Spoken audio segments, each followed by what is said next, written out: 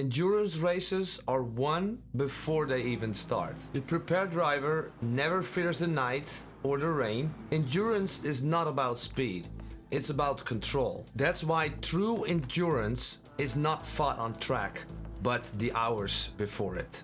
So we recently did our first 12-hour event on Le Mans Ultimate on Spa in the GT3, and in this video I'll explain our pitfalls, our upsides, and a little bit of an explanation how you could prepare the best for these events, because endurance racing in Le Mans Ultimate is absolutely amazing. First, it's important to understand why you want to get in endurance in the first place. Why is it so much better than just doing a sprint race? See endurance races as a deep layer of a sprint race. So let's say a sprint race, you jump in, you go on track, you fight, you win, you lose, you crash, whatever, and that's it. And you're up to the next one.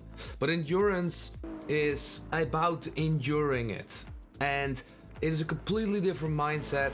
It's like you need to prepare for it, you need to have teammates, you're gonna swap drivers, and I think the best element of the whole endurance aspect is that you actually have to do it together.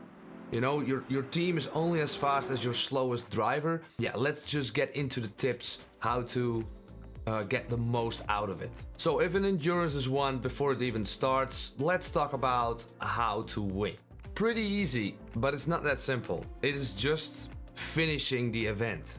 Now, me myself, I am not one of the fastest drivers, but I do keep a very consistent track record. I pretty much always make the finish line on lots of races, and I really focus on this because once I start something, I want to finish it, right? And that is the thing you want to keep in mind in practice. So you don't have to have the fastest lap. You don't have to do the best overtake. You want a car that is reliable throughout the whole race. And the way we practiced this was tweaking a setup and start actually doing a double stint. So if you say, yeah, I don't have time for practicing an endurance, I think you should stay away from them. You know, I think you should at least get like a double stint or empty 2 fuel tanks in a practice together with your teammates, so that you can actually get a glimpse of what you're gonna face during a long endurance event. And I think this is the most important what you're gonna take from this video. If you are practicing, you don't have the cars around or whatever, but you just have the car, you just have the setup, you just have the fuel and your tires. By the way, the setup we used is in the description. I just removed the rear packer distance only. And let me know what you think about this video in the comments. I really like the comments. There are some really smart people making good comments about maybe an endurance tip. I would love to know. After 1.5 or 2 hours, you're getting fatigued. This is the invisible enemy everybody faces, which caught us in the end as well. When you practice for 2 hours non-stop and you're driving the car, you really the car, the setup, and the way you drive really starts to expose when you're getting fatigued. And I really think if you want to get in a successful endurance, then you should expose yourself to this prior to the event. Now, for me, it wasn't that obvious because I'm not really a strategist, but it turned out you needed to do a lot of double stinting with tires. So what we did a practice of like 3 hours, fueled up the car with cold tires, warmed them up, empty the tank, and then fill up the tank and go out again with these worn tires that we already did 20 laps on. Now then, the absolute beauty of Le Mans Ultimate comes to the surface, because if you're really careful on the beginning of your stints, you'll find out that these tires just last longer throughout the race in general. So I took like 5 to 8 laps to actually get them in the proper window and then have a long operation window of these tires. Now, what also happened with the setup in the beginning, I kinda lost the rear at Eau Rouge a few times. So in this endurance event, like the practice event, I was really looking at like we need the car to be more safe. So it was, yes, it was understeery, and yes, it wasn't producing the fastest lap time. But when we were in the event for like multiple stints, we had such a predictable car, which just gives you confidence in the event itself. Now let's talk about the event beforehand. Something went horribly wrong in our preparation in the signups in Le Mans Ultimate. Now I was going to do the endurance with Aartjan Ringelberg and Charlie Walker. They are drivers in my team. So Ringelberg created the lineup and started the event. Oh no, are you in the game? I'm in the game, yes. You won't let me select you, bro. There's something missing here. I, as the team founder, need to make myself a driver. This click I forgot to do. So as soon as I was gonna get the wheel in the event, I wasn't able to get the wheel because I'm not a driver. And these kinds of like small details we missed. And for some that might be super like obvious, but for us it wasn't. So to then sign up to an event, you create a lineup and you call it like lineup. And you have the lineup and you can add your friends to the lineup. So if I did me, Eddie Peterson and Christian over here, then we have a lineup. They all need to be drivers. Now they're also managers, whatever. And then you create the lineup and then you add them to the event. To add a livery to the lineup, you pick a car and you can assign them to a lineup. So let's say SRA Ohm, the last race we did, you can add the livery to the lineup. Very obvious maybe, but for me it wasn't. So Charlie and Ringel ended up in P2. Oh my god, Charlie, I'm so happy. Well done, mate, well done. Get in there. Oh! Oh, it's satisfying, man. Now I couldn't join, so I picked a 12-hour event 6 hours later together with Amanda Ohm, and here is how it went. So our strategy was to fuel save, and the race start, we lost the position I think, and we were taking it easy. Yeah, fuel saving, because that just tends to work really well. We can do an extra lap, and then over time, where others don't fuel save, you create a gap. So over here as well, in the race start, we're stuck behind these cars. We can overtake them, no problem, but we're gonna want to stay out of trouble. So we're fuel saving, and you see that people really start sending it hard and really pushing the car and their limits. And I think if you want to do successful endurance, you need to be below your limit. Get some breathing room in your driving style and find some rhythm and fuel save and save tires. Over here as well, another big send. Now later on in this video we will see how this starts to unfold and how some are just wrecking each other every time, getting to collisions and all that stuff. For instance, over here we are 19 laps in and we can do a couple of more laps. You can see we have 16% of fuel and everyone else is emptying their tanks. Now, this is just like the first hour, right? Now, and we kind of do the pit stops later and later and we're on the pace. Okay, there are some faster, but they bleed out their virtual energy like crazy. So when you're doing a driver swap, it's actually pretty simple. If you have the pit stop MFD, you can over down here, you can select the name of the driver. And it's pretty straightforward, it's really simple.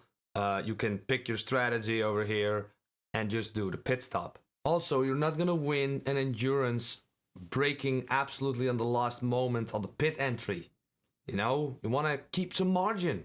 So, and here is a driver swap, how that goes. So, like, you can see it takes a couple of seconds exiting the car in 3, 2, 1. And now Ometa has the wheel. And she can do it to you. And then you just pick the car. It's really straightforward. Now, so when you're fuel saving, now we're on P2. Obviously, everyone went inside for their pit stop, but this starts to compound over the race. So now we are like, we did 44 laps, and the best thing about this fuel-saving driving in Le Mans Ultimate in the endurance races, you're not gonna use a tire so aggressively, and so it's like a lot. Like there's these minor things that will cost you some lap time over a lap, yes, but they are compounding and building and building and building all over through the race. And I will say and admit that I have an absolute hard time saving fuel because it wasn't really fitting my driving style. But I really learned that in this race, and it made me so much more consistent as well. So really bleeding off these throttle pedal, waiting for the car, using the brake pedal to brake, add a little bit of brake to make the most corner speed, and it really made me consistent. So after 106 laps, we got into P4, and there are people in front that are like disappearing into the distance, but they're on a completely different strategy as us. And as we are saving the fuel, as we are being consistent, staying out of trouble, we even had like a 30-second damage of some sort of a weird situation. We are gaining in this race. We're gaining and we're gaining positions, and it just keeps going and keeps compounding throughout the race itself. Now, my teammate is also no joke. She really knows how to drive fast, but it's really like a bonding situation as you are doing this together, right? Now, to put in perspective this race, 155 laps. And by the way, my teammate doing all the fast laps and hard work as well. But now we're on 100% fuel and we're on P4. We started at P14. Again, with fuel saving, and this keeps going. We're doing like 221, 222, sometimes 223 lap times overall. And here you can see I am being mega slow with new tires, heating them up, and it took about 2-3 laps. So if you're in this situation where you're heating up tires as I'm doing now, there's no point in getting into fights with other cars. So we have a blue flagger car here. Please go. We'll see each other later. You don't have to fight. The other cars are there, but you have no business with them. Maybe at the end of the race, maybe, but like there's so much potential for mayhem that you need to stay out of this mayhem and make it pretty freaking boring. Now, something I want to point out as endurance is absolutely beautiful is the rhythm of driving lap after lap after lap as you're doing it. It's almost like, I wouldn't say spiritual, but it's like a form of meditation. This clock just, if as soon as you get some rhythm going, you have the good car, you have the good setup, the tweaking, everything, the car and you are just becoming one, and time flies by like nothing else. Ometa took the wheel over here. I went to sleep because it was 1 or 2 o'clock in the morning, so big kudos to her that she kept going. And you could see here as well that we're just on P3, and we had to do a pit stop here, but we're in a really good spot, and podium was actually within reach. And here we come to the point where the true endurance or the true enemy kind of exposes yourself. So after 200 laps, we're on P4. We have a full tank. We see that P1 still needs to pit, and we have big gaps behind us because we're basically on the pace. And yeah, this is like the true enemy you face in the endurance. And a simple wrong corner cut broke the engine, and it's over. It's dumb of me. I don't know why I like went an inch like to the left more than I usually do. Oh my god, man. That could have been a win. That could have been a P1. That could have been a win. Oh, I went over that fucking... Oh my god. If I let her slide, I could have probably done something. But Now, and the reality is, this just could have happened to me as well, because there were some situations where I cut it au rouge, or there were situations where we were side by side with cars. But I generally believe if you, yeah, you get the biggest chance to get successful in endurances when you minimize every risk every time. So again, in like you saw how Charlie reacted when he won, and it's absolutely beautiful. And you're both got it when you don't. So I was like sleeping at this time, but as soon as this morning I opened up the stream again, I'm like, oh man, no, please don't. So yeah. Now, if you want to build your own safe setup for endurances, I highly recommend this McLaren video where I explain different level setups, and you can use different levels to make a safe car that will help you in your endurances. Thanks for watching. And click it over here. Oh, it's over there. No, it's over there. There. Bro, it's over there.